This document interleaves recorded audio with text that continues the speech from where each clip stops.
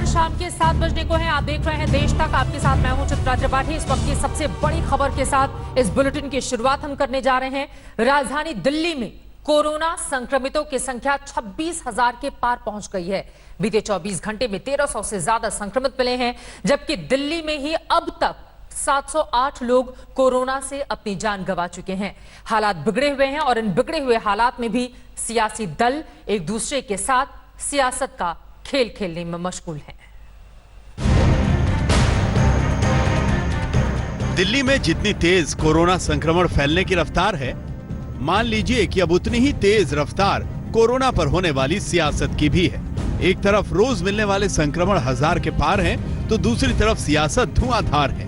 दिल्ली के मुख्यमंत्री अरविंद केजरीवाल ने ये कहकर इस सियासत को और धक्का दे दिया कि दिल्ली के कुछ अस्पताल राजनीतिक दलों के इशारों पर चल रहे हैं। इनमें कुछ चंद अस्पताल दिल्ली के इतने पावरफुल हो गए हैं, सभी पार्टियों के अंदर उनका पहुंच है, ऊपर तक पहुंच है।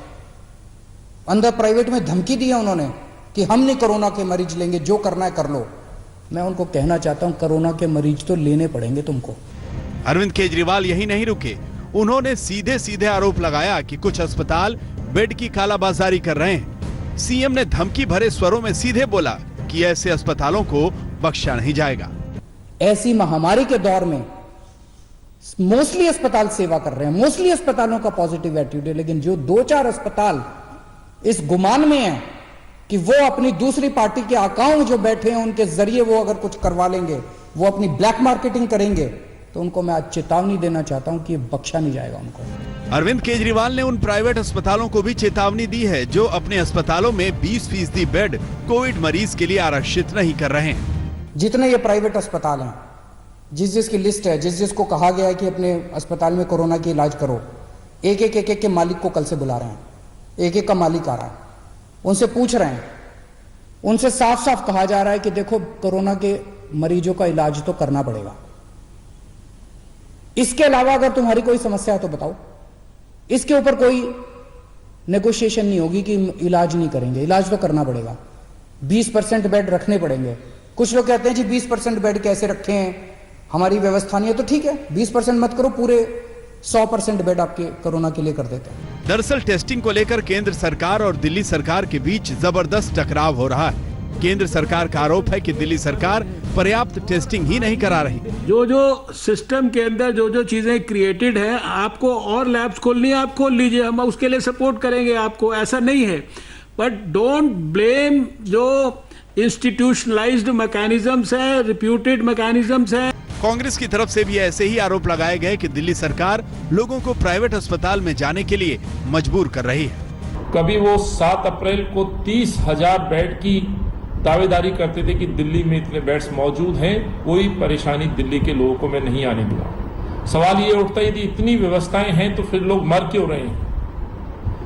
मरीजों को अस्पतालों में बेड नहीं मिल रहे हैं। एक दूसरे पर आरोप प्रत्यारोप जारी है, साथ ही फैलता जा रहा है दिल्ली में कोरोना का भयानक संक्रमण। सवाल ये है कि ऐसे बुरे समय में राजनीतिक दल एक दूसरे की कमियां निकालने के बजाय एक साथ संकट से निकलने का समाधान क्यों नहीं निकाल रहे? दिल्ली से पंकज जैन के साथ आज तक ब्यूरो। कोरोना का कोहराम जारी है, लेकिन दिल्ली की सियासत खत्म होने का नाम नहीं ले रही है। इधर दिल्ली में केजरीवाल ने अस्पतालों को सख्त चेतावनी दी तो कुछ ही देर के बाद ही सर गंगाराम अस्पताल के खिलाफ एफआईआर दर्ज हो गई। गंगाराम अस्पताल पर आरोप है कि उसने महामारी कानून का उल्लंघन किया है। दिल्ली सरकार के आदेश के बाद दिल्ली के उप स्वास्थ्य सचिव ने गंगाराम अस्पताल के खिलाफ केस दर्ज कराया है। एफआईआर के मुताबिक अस्पताल ने RT-PCR ऐप के जरिए कोरोना के सैंपल जमा नहीं किए जो जरूरी थे, इसी वजह से ये एफआईआर हुई है।